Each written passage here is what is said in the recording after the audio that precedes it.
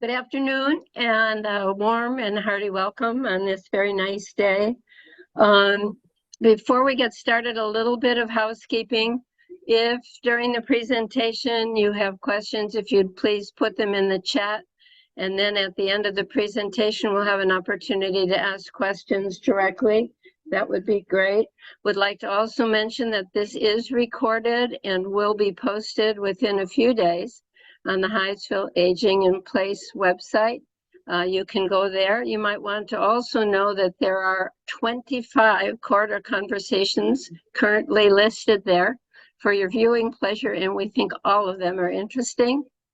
I like to think today will be more interesting than ever because it presents two of my favorite people doing something that I think is extraordinary in the world. But first, who are we? Who is Corridor Conversation?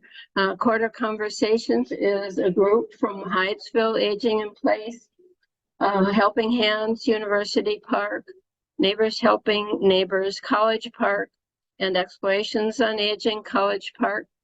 This is now our third year of presenting monthly Corridor Conversations as an answer to not being able to join together in meetings and presentations in person during the pandemic. Again, there are 25 Corridor Conversations recorded and saved for your viewing pleasure. Hope you'll go do that. And I hope you will be so inspired today that you will get all of your friends and family to go and see Chico and Andrew Kulemeka talking about Malawi, desks for Malawi.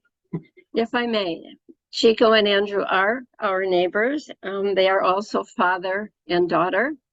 And they have been, the Desks for Malawi project has been under what, for almost 6 years? 7 years, okay. I'm not going to say a lot. I'll let them do that for you. But I have a little plaque on my cupboard on my shelf that says with a quote from Gandhi, and it says, "Be the change you wish to see in the world." And this is why I think this is such a special event and a special project, because I think that Chico and her father and the group working with them have made a terrific change in the lives of so many people. And I'll let them tell you about it. So Chico and Andrew Kulemeka, Desks for Malawi. Hi, and thank you so much, Bonnie, for that amazing introduction. Yes, my name is Chikondi Kulemeka. I also do go by Chico, and I am the founder and current CEO of the Desk Project. And I'm here with my dad. I'll let you introduce yourself.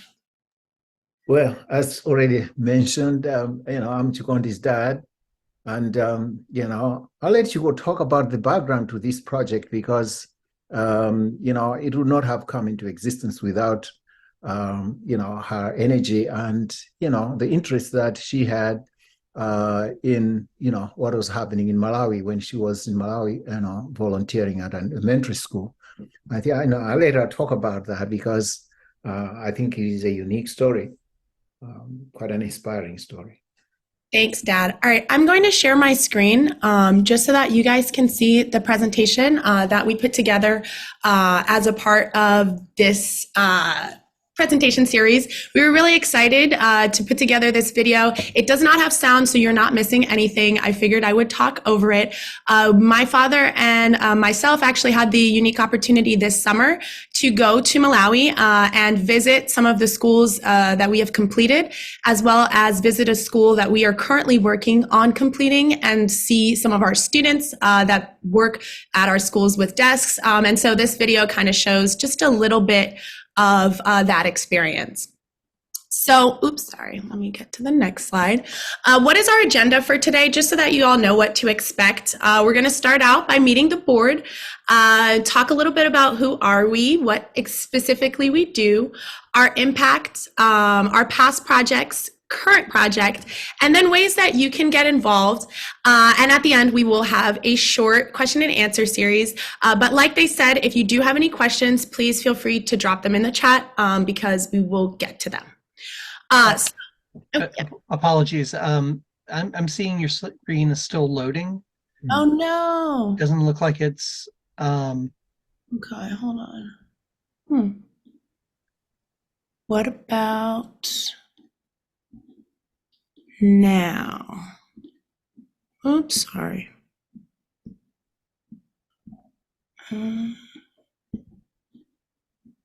there we go.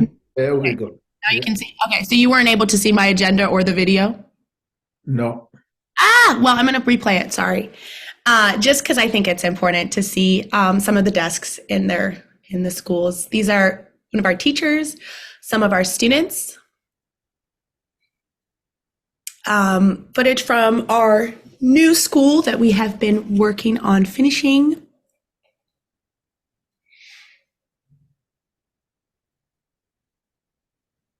As well as footage of the students.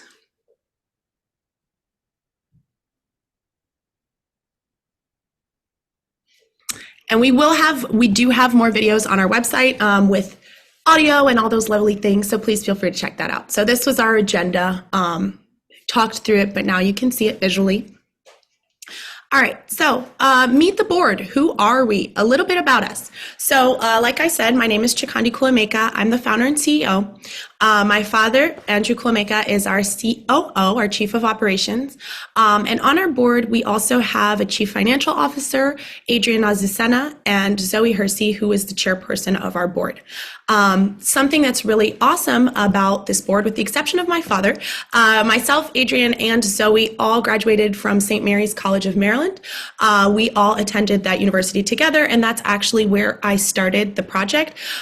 So that's kind of how we all get connected. And our project does have a board, and then we do have Team USA, which is a group of dedicated volunteers who work with us to help us with our fundraising events and raise money in the United States. And those members, a lot of them also come from St. Mary's College of Maryland, because that was the core group of people who helped us start this project. All right, so who are we? The DESK Project is a 501c3 nonprofit organization. That just means we're tax exempt, that brings desks to students in Malawi. And as you can see, these are some photos from our most recent trip this past July when we were in Malawi. What specifically do we do? We actually fundraise in the United States to be able to provide desks to students in Malawi. So how the desks are created, how the desks are made, we don't build them here and ship them over. We actually work directly with Malawian carpenters who are local to the schools, the areas in which the schools that we're working on are. And they build the desks for us and install them in the schools so that we can provide each student with a seat. Previously, when I started this project, it was in 2017, I had gone to spend some time in Malawi over the summer, because that is where I'm from, and my father as well. And there was a school called Chankanga Primary School that was kind of up the road from where my aunt was staying. And I had kind of been there for the summer and maybe a little bit bored. And so she had suggested, why don't you go down there and see what you can do, like help out. I had been playing soccer with some of the kids anyways at the school. And so they had offered me an opportunity to get in the classroom and help teach a little bit of English.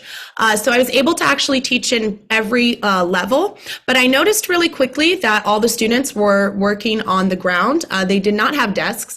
And it really struck me one day when they were taking tests, because all the kids came in with like pieces of cardboard and like little like kind of makeshift tables, but I didn't understand at the time. I'm like, why are they bringing this in? And then they all sat down on the floor and they had to put their tests on top of it because they wanted to keep their tests clean so that they could, actually get graded and get the results that they needed. And so that was kind of a moment for me where I thought to myself, wow, like these kids deserve to have a desk. They deserve to have a place where they can do their work and not have to bring in cardboard to try to get all the dust off to make sure that it's clean enough to get graded. And how can I do this? And so I spoke a little bit with the headmaster and kind of figured out that, okay, you know, there is a carpentry shop nearby. They could provide us with desks, but how many desks do we need? And flash forward, we were able to create the Desks Project. And what have we done since that initial first school? Well, over 1,400 desks have been built. We have completed not only that first school, Chankanga, but also a second school with desks, meaning that every student that attends that school has a place to sit. And our third school, which we are currently working on, is already 55% of the way completed. And over all three of these schools, we have lifted over 4,200 students off of the ground and into desks. Our project I find to be super impactful because not only do we provide this service for our students to help them reach their academic goals, but we're seeing results that we didn't anticipate. For example, there are more girls that are coming to school and actually staying in school longer because for older girls and girls in schools in Malawi, they wear skirts and like it's kind of like a jumper situation, but it's a skirt. And sitting on the floor in a skirt as you're getting older and trying to write and do your work, we can all imagine how that can become kind of complicated. And so girls were not staying in school as long at the two schools that we had started working with. But they noticed that after the desks had been put in, there was an increase in the amount of girls that were in the upper levels and staying in those levels and finishing actually through 8th grade. So that was really surprising, but also impactful and empowering for me as a woman to know that like we are impacting girls' education. And then secondly, we have higher rates of students being accepted into secondary schools. So the schools that we've worked with so far are primary schools, meaning from about 1st grade to 8th grade, or standard 1 to standard 8, as they call it in Malawi. And what our schools and our teachers have actually reported to us is that since the placement of the desks in their schools are in the 8th grade level, they take this exam that kind of selects them off to high school. Our students are being selected at much higher rates, and even girls at that. And the percentage of acceptance even into some really prestigious government schools has jumped. So this was really powerful for us because I thought that just bringing a desk would be beneficial just to the fact of like, you're not going to be sitting on the floor. So it might be easier to do better at doing your work. But then to see tangibly that there's higher performance on standardized testing, I mean, that's the same tests that are given all across Malawi. But then we can really say like, you know, these desks are important. They're not just something that gives comfort, but it actually is breeding academic success. So that was really impactful for us to find out this past summer. And then also, finally, we do provide direct employment opportunities for the communities in Malawi that we are working with by employing carpenters that are local to the region where we are working in the schools that we're supplying. We actually directly employ from that community, which then helps the economy in that area. And so that's our final kind of way that we really kind of make this project holistic and really benefit the entire community, not just the schools. And obviously, with bettering education, then there's the impact on the future as well for these communities. But in this way, we also can directly, you know, impact. And enrollments in these schools have obviously gone up because these schools have become, you know, really, really attractive. Now they are actually being called cluster schools. So when they're taking the important standard 8 exam or grade 8 exam, you find that, you know, neighboring schools are sending their children. Actually, it's arranged by the, education officials. You know, they get neighboring schools to come and take their exams at the schools where we have provided those desks. And now they are being called like cluster schools. And teachers really want to teach at these schools. So it is kind of, I guess, self-fulfilling because some of the best teachers are getting to these schools because, you know, there is competition to teach at these schools. And so the kids that get to these schools are getting, you know, some of the best instruction that they can, you know, find, you know, all around. In fact, the school that we started, the Chankanga, was, you know, in terms of selection of kids to these prestigious high schools, it was ranked number one in the district. And you can think of a district, I don't know how, as a combination of several counties, really, like, Prince George's, Montgomery, Howard County, and so on. That would constitute one district. So, Chankanga was ranked number one with like 96% selection rate. Yeah, thank you. So, and exactly that, to talk a little bit about our past projects, not just the successes, but what tangibly we did. Our most recent school that we completed was Kalilombe Primary School. And in 2021, we finished the school with 360 desks for our 1,080 students to sit at. And our first school, Chankanga Primary School, we started in 2017, but we finally finished in 2019 when 960 desks were built and installed at the school for 2,880 students. Now, as my dad has correctly said, the numbers of students that are actually benefiting from these desks has increased because there are significantly more students going to these schools.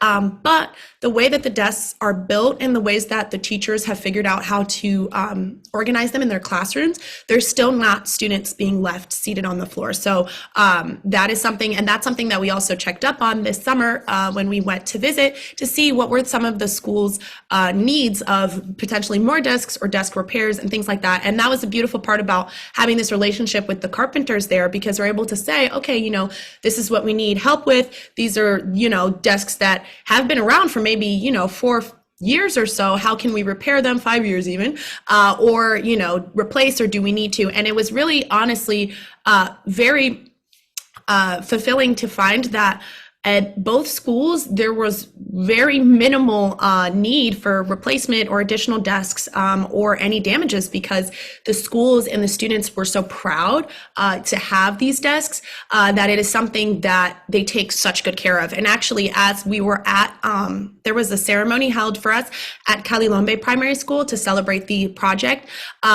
They were explaining, the headmaster, the principal of the school was explaining to parents and to students and just reminding them of like, hey, sometimes you guys say we're too strict because we're really hard about the desks, and the desks have to be, managed and taken good care of. And like, if the students are caught, trying to damage a desk or something, they get in a lot of trouble, but it's because, this is really something that they value and they are proud to have. And that's not something we asked them to do by any means. It was just something that we were pleasantly surprised to find out that actually, wow, the people and the students, but also the teachers and the administrators really value these desks to another level. All right. Our current project, just to talk briefly about it, is Magaleta Full Primary School.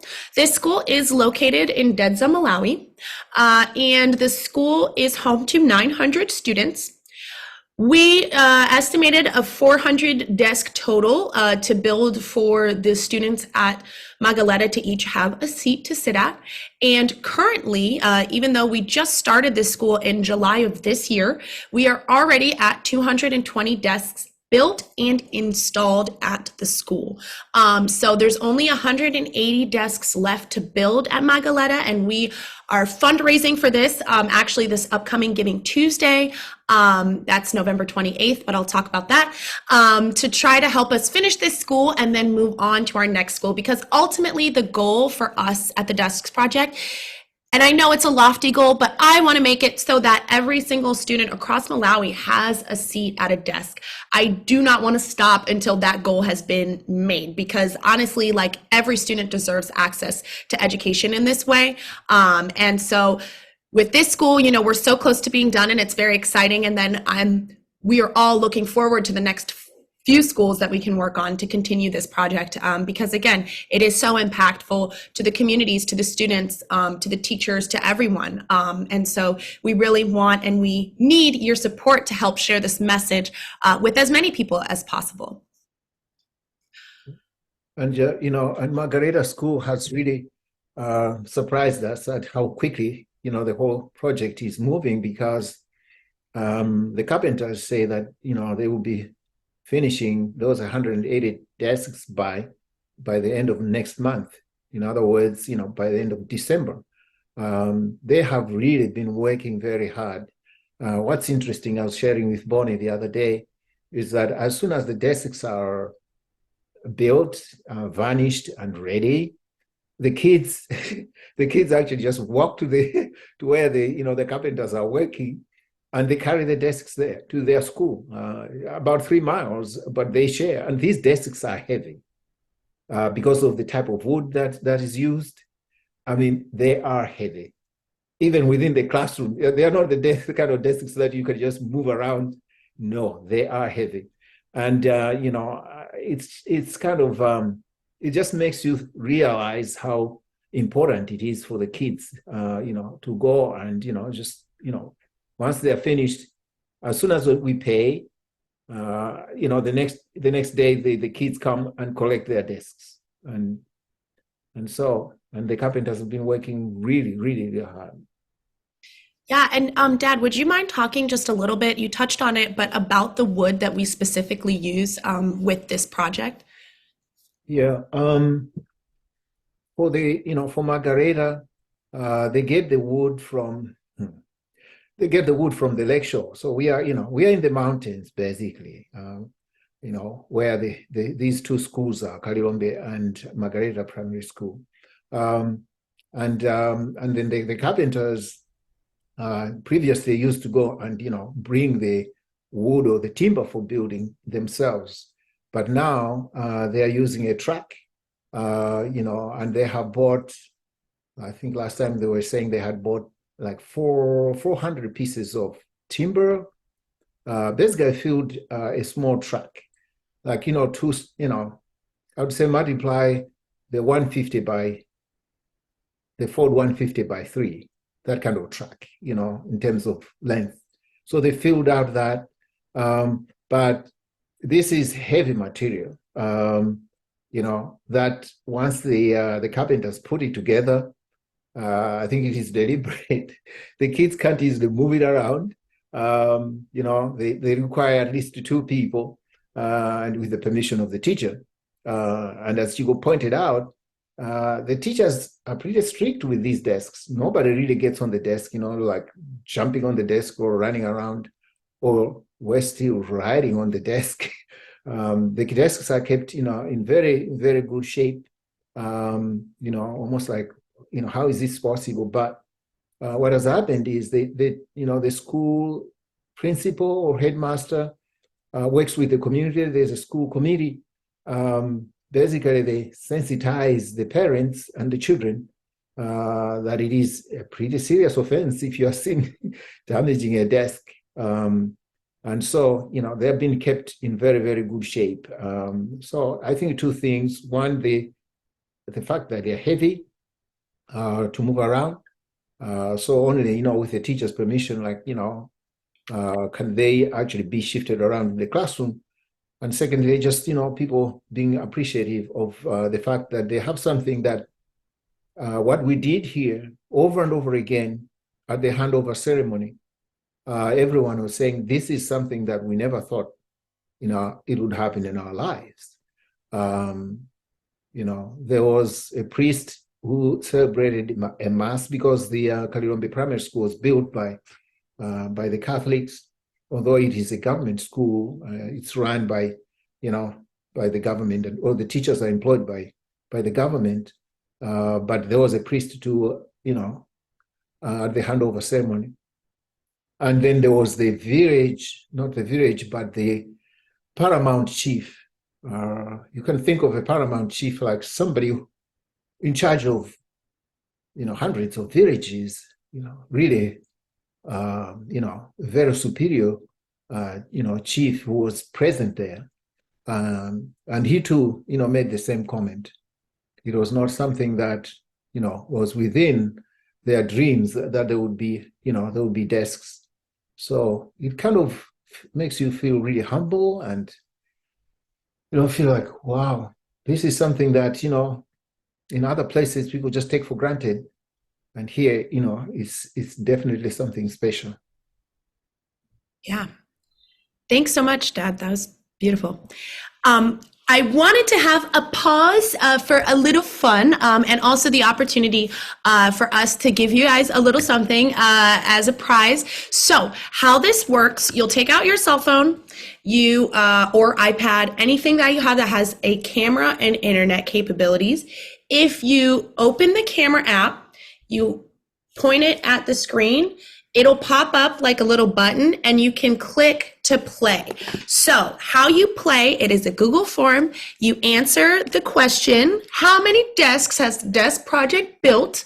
And the first 3 people to answer correctly, it does timestamp, will be receiving this wonderful prize, which is a desk project tumbler. And you will get an email from us. So you'll see it ask you for your email as you play. You'll get an email from us letting you know that you won and asking for your mailing address so that we can mail your prize to you. Please feel free to unmute if you have any questions about how to scan this code and get to play, because I would love for everyone to have an opportunity to be entered to win.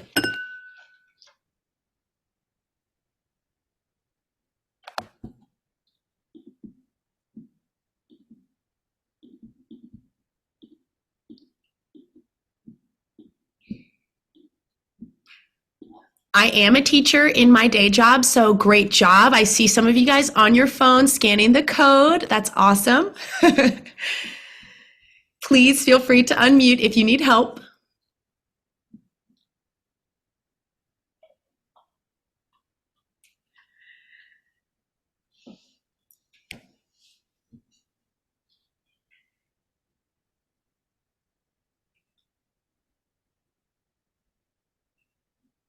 And I'm checking on my phone to see about participation.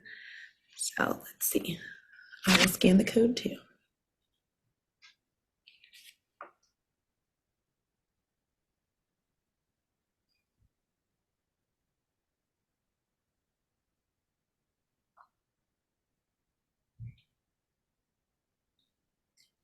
All right, I'll give you about 1 more minute here to play.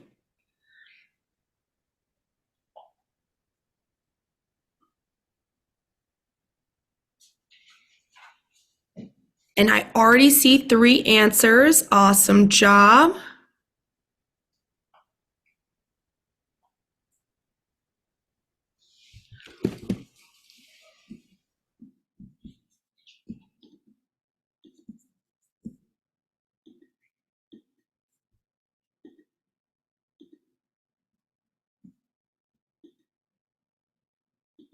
Okay, so we're gonna move forward. That was just a little pause for some fun. Okay, so how can you get involved with the desk project? So there's many ways to get involved. Obviously, the first one, you can donate to the desk project if you want to support desks directly and buy a desk for a student. Our desks are $45, but they seat 3 students. So if you think about it, it's about $15 per student. You can volunteer with us. We host events. We also do a lot of online networking, and we do things like that. And we're always open to new events or opportunities. So if you would like to join as a volunteer, that is awesome.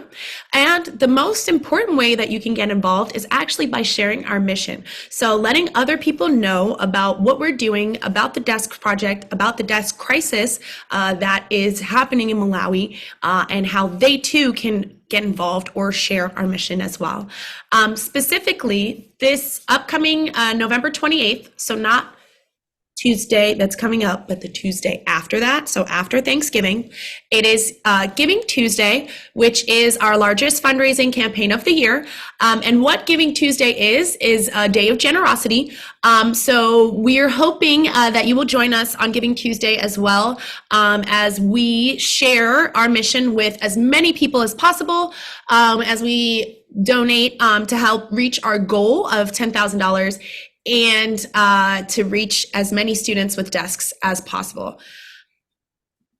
I was going to say, I think I did make a slide for this. So if you would like to be counted early, the same way that you scanned that last code, you can scan this code to see our Giving Tuesday donation page. And that is something that you can also, if you scan the code, you can share that with as many of your friends and contacts as possible. And on Giving Tuesday itself, you'll be able to visit our website, and we will have even pre-written emails that you can click to send out to as many of your contacts as you would like. And we would just hope that if you are able to spread the word on November 28th to as many people as possible that we need help getting desks in Malawi, that would be really amazing. I'll give you a second if anybody would like to scan the code. Same thing, you open the camera part of your phone, hold it close, wait till the bubble pops up, click on it, and then that'll take you to our secure donation page. All donations are tax deductible as well. Okay, giving just a minute here for anyone to scan.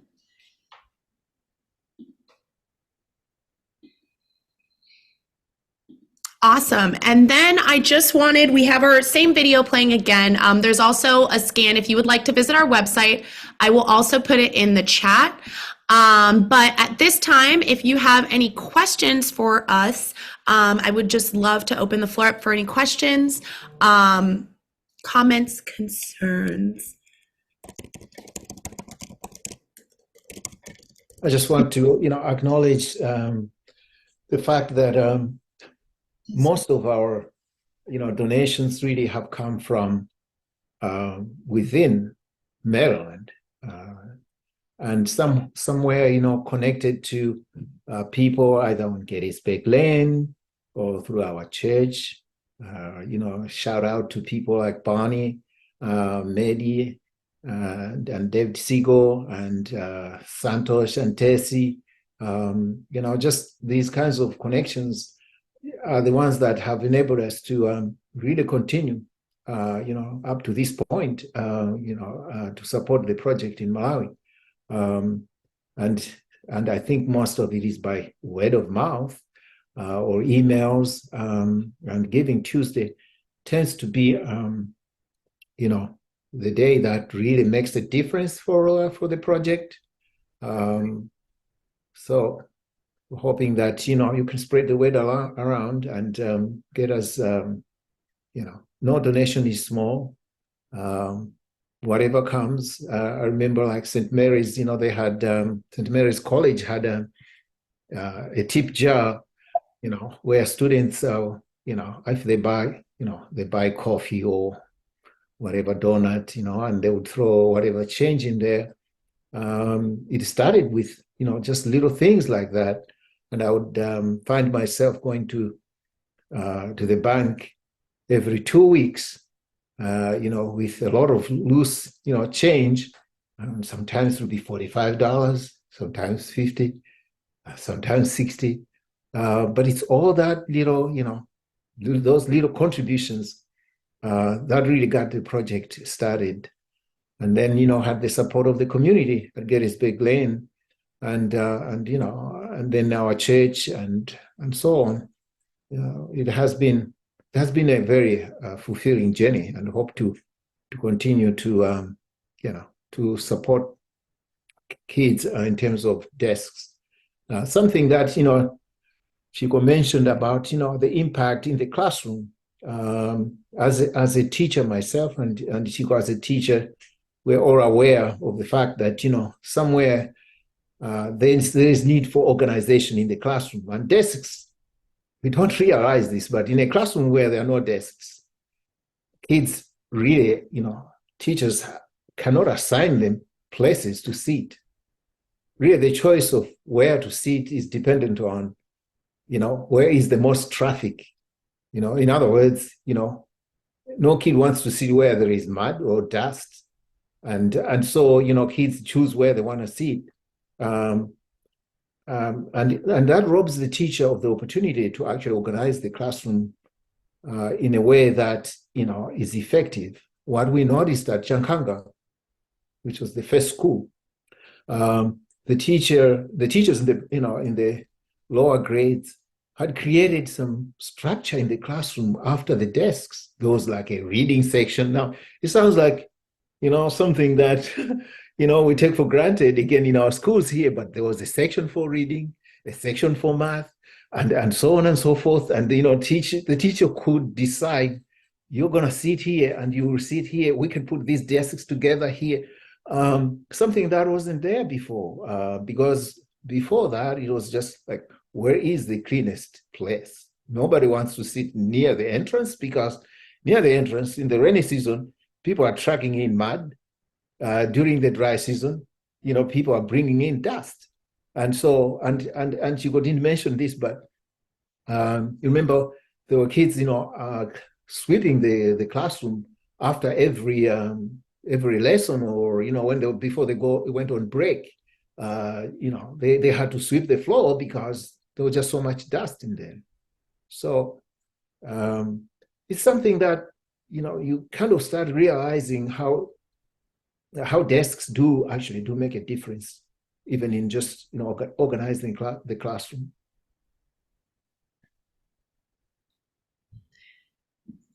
Thanks, Dad. Yeah, absolutely. I'm going to stop share just so I can see everyone, if people wanted to unmute to ask any questions.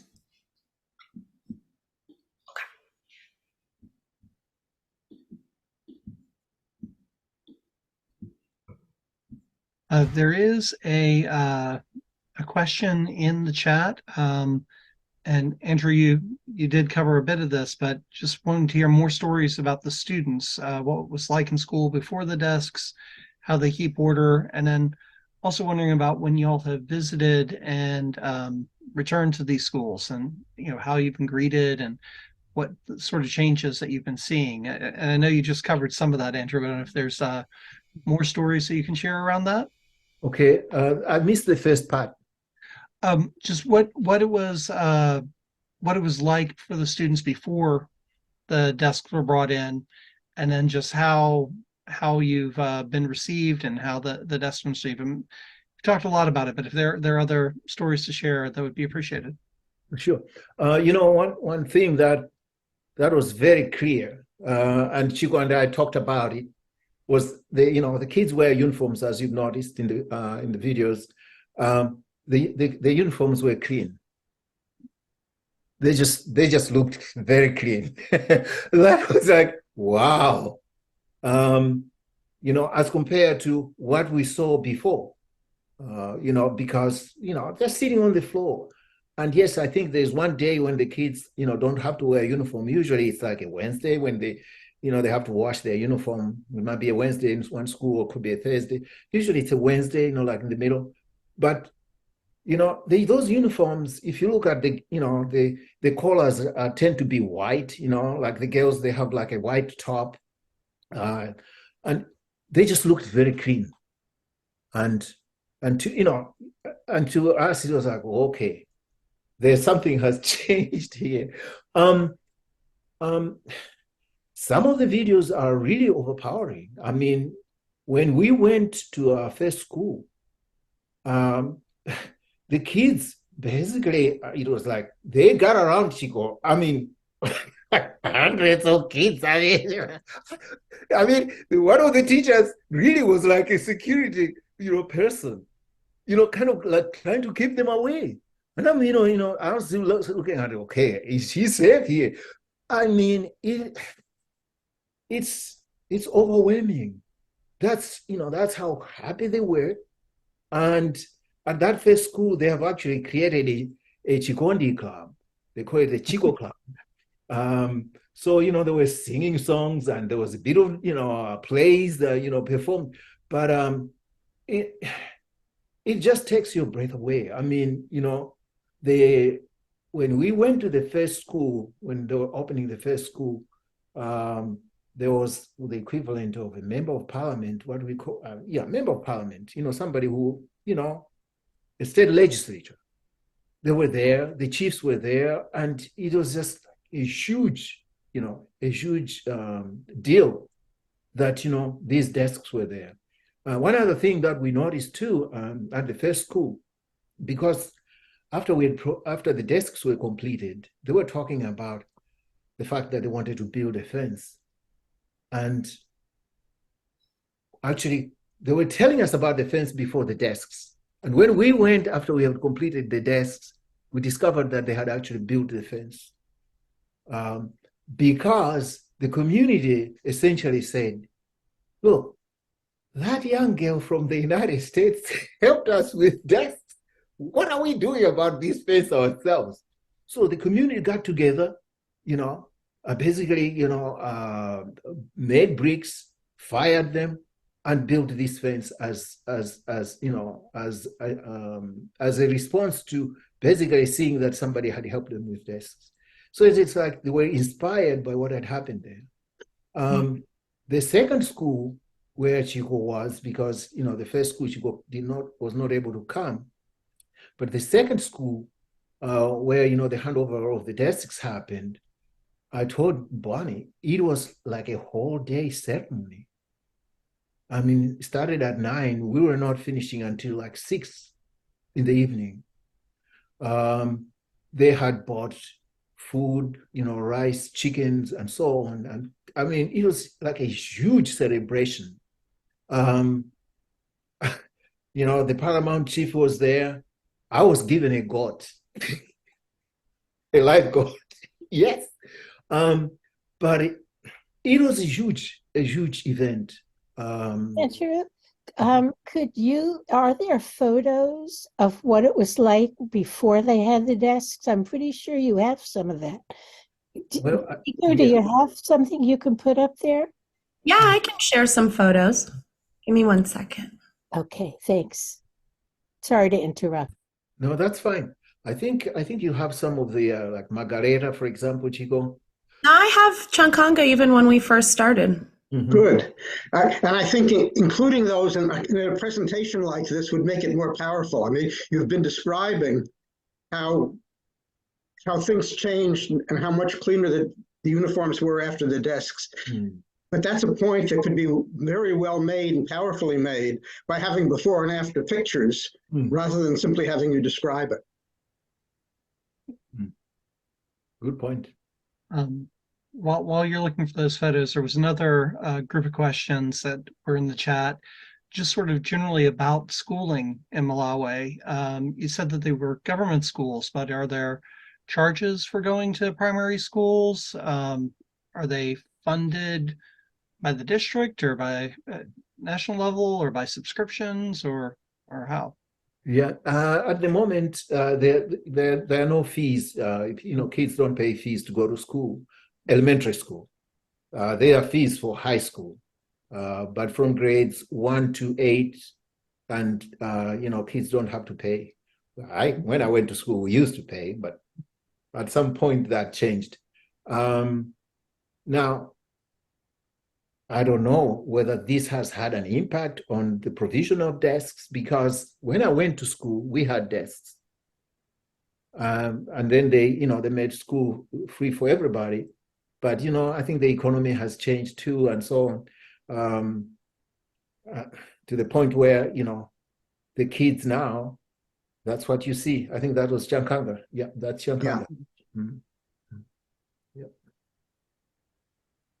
That's quite a difference. Yeah, and I think before or after photos in presentations like this would be very powerful. Yes, thank you. And I do appreciate that. And we will be sure to include more of them for sure in the future. So this was a photo of Chankanga Primary School, which was the first school that I went to and which hence kicked off the project. As you can see, the students are writing. I believe this is actually a test because as you can see, they're all pretty serious. A couple things I do want to point out because I think there's a lot of things that we can see. They're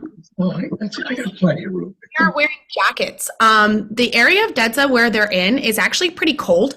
When I was there, we were there this past summer. Obviously, it's below the equator, so not quite the same, but you can have temperatures of like 50, 40s. And the concrete that they're sitting on gets very cold too. So when you see in Malawi, all students, boys and girls, have short haircuts. So the way to tell is actually looking at the uniform. So when you see the girls' uniforms, you can see all the girls are trying to sit and their legs are straight out in front of them, somewhat crossed, whereas the boys have either their legs bent, and it's a little bit more comfortable, as you can see as they're writing, as you look across the classroom. And so that's something I wanted to highlight when we're talking about girls staying in school longer. It's reasons like this, because that is not comfortable. I mean, I'm looking at the girl in the front row with the striped hoodie who is completely bent over trying to write her assignment while keeping her legs warm, because you can see she's tucking her skirt under her legs, but also staying modest. And it's just too much for a student to have to deal with in a classroom. So thank you for actually asking for these images, because I think it does show a difference of that versus what we see now, which is girls sitting in a classroom happily at a desk, comfortably, you know, not necessarily, we're not seeing this, you know? And this is a national exam. Actually, you can see that on every paper there is like a symbol, you know, and they're trying to keep the papers clean. This, I think, is standard 8. You know, in standard 8, that's when you take the so-called standard 8 school leaving certificate, which determines whether you're going to go to high school or not. Going to high school in Malawi is not automatic. In fact, there are a lot of kids who are unable to go to high school because they just did not make the grade. So, you know, keeping those papers clean and making sure that, you know, you are legible is extremely important, as, you know, the kids are taking the so-called primary school leaving certificate exam. I wanted to share also a few more. As you can see, this is a classroom that had desks when I was first at Chankanga. And as you can see, though there are desks in the classroom, most of the students are sitting on the floor. And you can actually even see a teacher teaching through this. You know, she's standing there trying to teach, get them to do what they need to do. One important thing I do want to point out, actually, that kind of influenced how we chose how to make our desks was being in one of these classrooms. I was in a classroom like this, and the students that you can see sitting on the desk, if you look, you might be able to see that there are metal poles that are keeping the wood together. I was in a classroom when 2 students were sitting at a desk like this, and the bottom seat that they were sitting on was a piece of wood that was balanced on this pole. One student got up to go use the bathroom, and the other student fell on the floor, and the wooden board fell too. And of course, the whole class was cracking up, and, you know, it was a huge distraction. But to me, it just broke my heart to think these kids are sitting here balancing on a wooden board, trying to make sure that so that they can have a desk. And, you know, it was one of those things that when we were talking about building the desks, I wanted to make sure that I'm not coming in as like, okay, I'm an American who's been in American schools and in American desks, and this is what I think the best type of desk can be. I really wanted to know, like, what do you guys need in a desk? Like, what is the best desk for this school? And so that's why we were really lucky to pair up with those local carpenters who know what a Malawian school needs in terms of desks that aren't gonna have kids balancing on a pole or, you know, sitting trying to figure out how to keep all the pieces of their desks together, but know that it's made from locally sourced wood, you know, that's going to withstand the test of time because this is wood from this area, you know, and materials that are used for construction of buildings and things in this area. So that was actually one of the really impactful moments for me in class that I've never forgotten, was really seeing that kid fall off of that board balanced on a pole and thinking also how unsafe, you know, like thankfully there wasn't an injury, but I mean, you're trying to pull a wooden board, like stuff can really, you know, happen. Yes, David, sorry, your hand. Can you say something about why these students are sitting on the floor when there are desks in the room? Is that because this event had already happened? Yeah, it's because, the majority of these desks are broken. They're broken. Yeah. They're broken. They're unusable. Yeah. And, you know, I think we were fortunate too, you know, with our first school, because how do we choose this carpenter? The carpenter who did the first school, we noticed that he was the carpenter who had built what do you call the, you know, like the, you know, the the things people use in church. Use the church. Use. Yes, the pews in church. He had built those for for the entire church, the closest Catholic church, and it was solid. He used a different kind of wood. We call it malaina in Malawi, and so it was really from him that we got the model of the kinds of desks that we have carried forward. And we were really fortunate because he is really a skilled carpenter. I mean, he has a shop. That's all he does. Build desks or build pews. We thought if he can build pews that withstand all the traffic and people sitting in church, he certainly can take care of good desks too. So we actually got a model of what to do from that gentleman. And for the lower grades, like grades 1 to 3, 3 kids can sit on one desk, and from grades 4 to 8, 2 kids tend to share a desk. It also depends on how they put them together, because sometimes they'll make like a row and then they can even more. David, I see your hand. I wanted to make one quick comment about this image and then go right ahead. This image is where you can see what happens when those previous desks have broken down. And so the seat part of the desk is completely unattached to the desk. And you've got kids sitting on these, and then you've got kids on the other ones where they've just got the front part of the desk. So kind of this is another model of, or a photo showing kind of what I was talking about before with the desks that were there, but you can see them balancing some of them on the wood here. But yeah, go ahead, David. Are you using the same carpenters for all of the schools? Because No. you said that the kids are carrying the desks from the carpenter shop to the school, and I suspect that some of them are some distance from your original carpenters. Yes, they are different. So one of the criterias of finding schools is also finding a local carpentry people that we can work with and that we can get to help us with this project. And that's kind of what my dad was talking about with the model of the desk. So the first carpenter who we worked with had that model that then we take to the future carpenters. So when we go in, for example, at our newer schools, we say like, hey, this is what we need. This is the type of, materials we want. And this is what we want the desk to look like. Sure. And those carpenters go in. So that's what is really special is like, we're kind of hitting communities one at a time. And Yeah. you're having Another an economic question in the impact on each chat. of those communities. Exactly. Can you There's say another something question in the chat about, community involvement in this project? Just sort of hinted at it with regard to things like the fences. But a project like this is going to be more effective if basically the local community embraces it and takes it as its own and feels it has a commitment to it. Yeah, absolutely. And they have, there is that community involvement piece where like, yes, we do have kind of committees or sub PTOs, or not PTOs, PTAs, parent and teacher, and also usually involves one chief from the area that's also involved. And basically they're the management committee to try to make sure that the desks are being handled well in transition, but also they're responsible for updating us in the United States on how things are going with the desks. And we actually meet with them. So how we kind of pick a school, we go in, meet with the headmasters, and then ask to meet again with a group of people that are going to be dedicated to implementing this project into their school and being responsible for the transition of that and the community response and getting that community engagement in. Also, that's the piece of like protecting the desks and making sure that they are being handled properly and all those other things. So yeah, there is absolutely that piece of community involvement that happens on the ground in Malawi. And we are lucky enough to have a lot of our family in Malawi as well. So it's not that, we're just two complete outsiders going in and saying like, hey, do this, do this.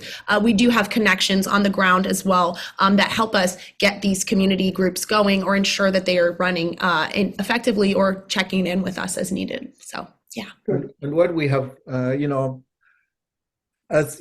noticed that, they are really taking very good care of the desks, we have added actually a component where, like the current school, we asked the principal of Margareta, after we had, spoken to him, and the chair of the school committee, we asked the principal to go and talk to the principal of Kaliombe Primary School, the school we had just finished, so that he can also get some ideas on how to, get the community, sensitized about, the desks, and how they got to make sure that they are taking very good care of them. So the chair of this school committee, which are people from the village in which the school is located, because these schools actually are in villages. They're, part of the village. Like that Kalilombe Primary School is actually in Kalilombe village. It also happens to be the elementary school I went to when I was little. And so Margareta is in Nkuru village, but the community is involved in the sense of really making sure that, there's protection for the desks. I mean, there's an understanding that this is not something that is going to happen, like you break a desk and so another one is going to come next week or something like that. It's not like that. It's like you got to take care of these desks, so that they last, for future, kids. And we can also see the community involvement too in some of the ceremonies or events that they host after the fact. Like when we come to visit just to check in on the desks, pretty much every time there's like a huge celebration. We're not asking for that. We just want to come, but it's their way of showing appreciation and gratitude. And so a lot goes into that. There's a lot of planning and songs. Like my dad was saying, their kids actually, like, the school makes it a part of like a small bit of the curriculum in terms of like they write essays and poems and are entered to win to then read them at these ceremonies. They perform like literal plays, like acting out how they got to have the desks. And it was hilarious this past summer. One of the plays, like the kid was imitating his principal, and like clearly the principal has some mannerisms because the kid's like over dramatically walking out, like reaching into his phone, searching for his cell phone. Then he's like, hello, like it was just super funny. You could tell that like, these kids have a good relationship with their principal, but also just showing the kids, taking the time to learn these things, to practice these things. There was a group of girls that were doing dances specific to songs that were being sung by a group of women who had prepared, so, and then to think also like, it's not like these are just generic songs. Like, no, my dad is like, I'm sitting there, he's translating songs to me, and it's like about us and about our family and about what we've done and about their gratitude. And so there is so much also, I think, pride that comes out of the community involvement in this, that they do feel the ownership, but also like, just, I think that piece that my dad was mentioning, like how lucky that it was going to be us, because truly this is a crisis that affects all of Malawi. And so the thought that magically we, just happen to get all these desks and our students and our children have a different future. I think that piece is huge. And in Malawi as well, community-based in living and involvement is huge. And so there's already that, it's not just the kids of my family, but the kids of this village are doing well. And that is great for the whole community. So yeah, absolutely. That ties to one of the questions that was also in the chat. Just how are these schools resourced for other supplies? Are papers and pencils an issue for them? Sorry, Dad, you can, I'll answer quickly and then you can go ahead. In terms of, I'll speak to the non-government assistance, and then my dad can talk about specifically what Malawian schools do. A lot of stuff does come from NGOs like ourselves, non-government organizations, and nonprofit organizations that can go in. There's a group called Build On that goes and builds physical school buildings across places. There's certain materials that can be provided by nonprofit organizations, but I think my dad can talk a little bit about what the government specifically provides. Yeah. Ideally, the government is supposed to provide paper, pencils, chalk, and dusters, and clocks and stuff like that. And I think it does, but it's never enough. Actually, on one trip when I went with Mrs. Reynolds, Chico, she noticed, Mr. Reynolds is a colleague of mine at Bowie High School where I used to teach, and she noticed that the kids didn't really have enough notebooks to write in, and so she, on her own, she just bought boxes of notebooks and pens and distributed. Actually, I think she had asked me whether she should bring notebooks from here. I said, I don't think so. I think it's just going to be too heavy. I think it would be better for us to just go to Malawi and you buy them locally there. And that turned out to be actually a great present for the school. There is also the so-called Malawi National Library Association. They will create several shelves of books within an elementary school, and they come and supply books to for the library. They supply books for the library, but also the government does provide textbooks for various subjects. So those are some of the things that the government will plays a role in. Of course, it pays the salaries of the teachers. And I was going to say too, I think it's a very valid point to restate the fact that yes, they do provide them with the materials, but it's not enough. And also for teachers, I mean, if the materials, we know, even as I'm a teacher, we get a certain amount of pens at the beginning of the year, and by the time first quarter is over, you don't have anything left. So for teachers as well, the materials needs are always there, I think, for supplies, classroom, just classroom supplies, because it is limited. And yeah, for the students, I think as well, it is impactful. And that's what's hard sometimes, being the desk project. We try to focus really just on the desks, but the need is great. When we were there this past summer as well, we heard from both schools that there were other things that they needed help with, such as solar panels to help students study at night because there's no electricity, or things like helping finishing the wall at Chankanga. They're literally 75% completion, but there's one little piece that they just need help finishing. And so that's the thing. The need is always great. And teacher housing, there's not enough teacher housing, and there's so many things. So there is a lot of need, especially in the education field and sphere. And the best way to know is to ask directly and to reach out. There's so many nonprofits that also do good work to try to reach these areas. And to put a figure on actually the shortage of desks, I read Malawi newspapers. I try to read those almost every day. There was recently the report said that there are at least 3 million kids who need desks in Malawi. So that's what we're looking at, and that came in the context of. Say that again. Yeah, so there are 3 million kids who need desks in Malawi, and sometimes it extends. I mean, we're focusing on elementary school, but it does extend to some high schools. This came in the context of Anderson Cooper.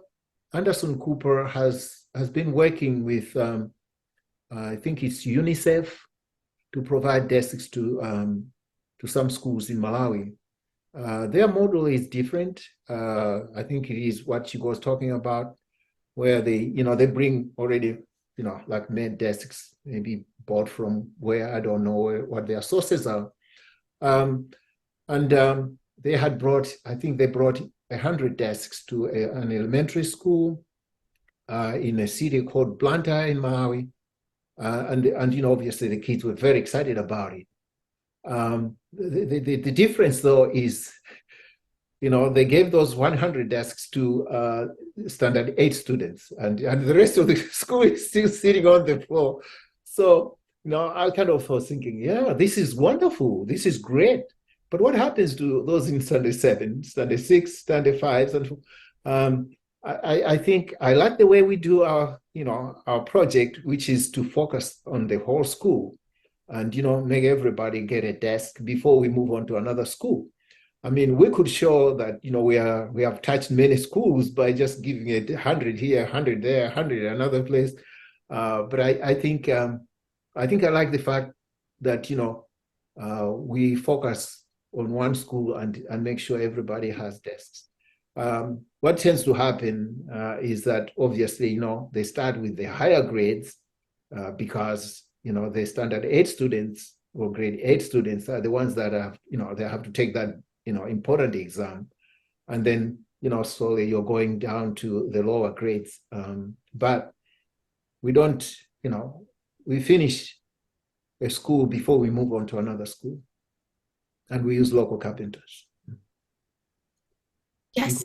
Bonnie, I see your hand. I do, because I love these pictures because they're really, the classes are so large. There's so many students there. And I remember you talking about how many students, can you give us an idea of how many students tend to be in a classroom? But then also, would you tell the people why the students are in such perfect lines in the school? Absolutely. Yeah. So thank you for pointing that out. So yeah, as you've seen, and especially with the little kids, you can really see how many heads are in a classroom. I actually sat down one of the times, because I was the one who took these photos. I sat down and I counted, because I was thinking to myself, this is just too many. And like, how many kids are in here? Most classes were ranging from anywhere from like 80 to 150 kids in a classroom. 150. And I am a teacher, and I complain about my class being over 20 kids and like, oh, I can't manage anything. And no, these students, there's 150 students. And in some of the little classes, these younger kids, you see how exactly like you're saying, they're sitting in these perfect lines because there were students whose job and responsibility it is to keep them in line. So they have student leaders, the same people who, as you can see, obviously the floor is a little dusty. It is Malawi, there's a lot of dust. And so these student leaders usually are responsible for maintaining the classroom environment. So that means in between all the breaks, they're sweeping, they're trying to get up, any little dirt and dust, and they're also keeping kids in line. And so it's kind of funny because you see them, sometimes just get up and walk down the row, and like the one kid who's out of line, they just like hit him in the back with a little like, it's like a broom, but not a broom. It doesn't hurt. But just like give him a little tap, like, hey, move up. And then, the kid scoots up and gets back in line. And it was really interesting for me because I'm thinking, as a teacher, the kids also were quiet. I mean, they're not like acting up. It's not like they're running all over the place. They're sitting there. And then as a teacher, you have another student who's just in charge of keeping the other kids in line and like in a perfect line and sitting in their seats and staying quiet. And so it's really interesting because when we think about our classroom experiences, especially in the United States, like that is not, that's not typically necessarily the case. I mean, I have to ask kids like all the time, like, please keep your hands to yourselves, please, like stay in your seats, sit down. Why are you standing, But no, there's no desks and there's hundreds of kids in a classroom, but they're still able to manage. And the reason behind that, and I think what's really important here to think about is those are all obstacles. Those are all challenges. Like think of yourself as a child. I think of me like 6, 7, 8 years old to have to come to a building, to sit on the cold floor, stay quiet, stay in my seat, focus and learn just because that's how much I want to learn. And that's how much I want to, get educated. I think that's the piece too, that really empowers us as the people who want to help this project. Because when I'm sitting there thinking like, that takes an enormous amount of self-dedication as a child to do that and go all the way up just to get to 8th grade, to still be sitting on the floor, to still not have enough materials, to still be, uncomfortable. And this is the only way you're going to get that education. So you do it. And so I think, that part for me is also really impactful. And I know also in the classroom, like that's something that my own students struggle with, motivation of like, oh, why do we have to do this? Or like, not another reading. But hey, these are kids who have the option to not come. There's 150 kids in the classroom. They're not necessarily taking attendance to figure out is everybody there that day. No. So, it's on you to be responsible, to be there and to be learning. And that's what these kids do. So I think that part also really gives a lot of power behind the project and the why of like, why work so hard to get these kids these desks, because like they're doing it without any support. They're doing it for themselves, so what can we do? Let me just give Bonnie numbers from Margareta Primary School in terms of, the number of kids in the classroom. Standard 1 or grade 1, 169. Standard 2, this is the school we're working on right now, 136. Standard 3, 174. Standard 4, 110. Standard 5, 111. Standard 6, 90. Standard 7, 57. Standard 8, 42. And do you hear how much the numbers drop off as the kids get older? That is because it is impossible when life is coming up to force yourself to keep going to school. Like that's the saddest part, is to hear those numbers significantly drop off. That's where the girls are, they are leaving the school. They basically, there's in the schools without desks, there's a huge dropout rate among girls. Yeah. So by the time you're getting standard 8 at Margareta, there's just very few girls, and that 42 is mostly boys that that stay. Mm-hmm. Yeah.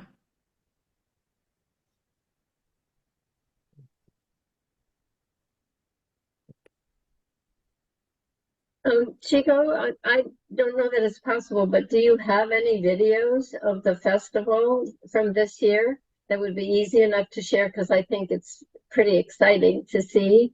If there's any chance, yeah.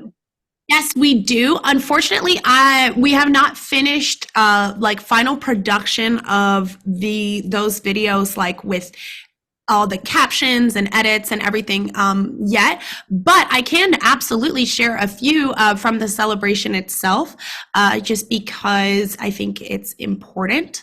Give me 1 second, actually. Where's your phone? Mike's good, muted me. Good.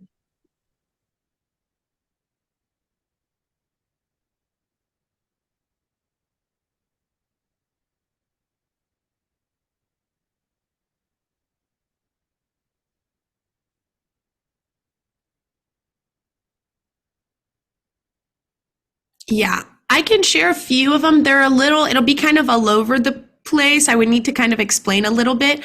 I can say we do have some on our website, and we will be rolling a lot out for Giving Tuesday. So let me show you just one video, the one that I found. It's also unedited because the colors are down a little bit, of our Paramount Chief. But we do have, actually, when we were there, we brought with us a video crew, and we have actually interviews from not only teachers, but also students at Kalilombe Primary School to talk about their experience and those kind of things, and also from the teachers and the headmaster's perspective. It's just translating those and then adding the captions in English is taking a little bit more time, and same thing with pretty much all of the event.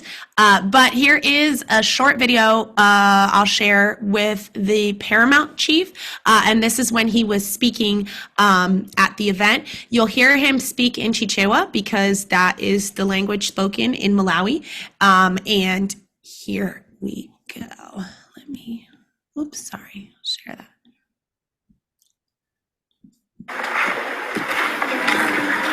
Kupatula zimene aena afotokoza kale ubwino wa madesiki ukuthandiziranso ngakhale ukhondo wa anathu.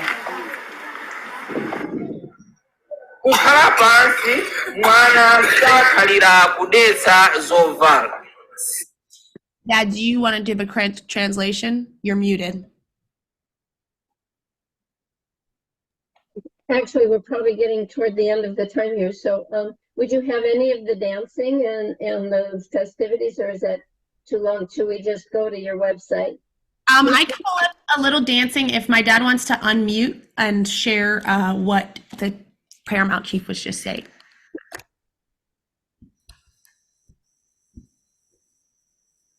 Basically, he was saying that sitting on the floor gets the uniforms dirty, and so in addition to just helping kids in the classrooms, the desks keep the kids clean. That's really what he said there. No, okay. Found a short video of the girls singing and dancing, of course. And at Cali Lombe, I love it because the girls also wear pink instead of white. Their uniform's pink, so it's super cute.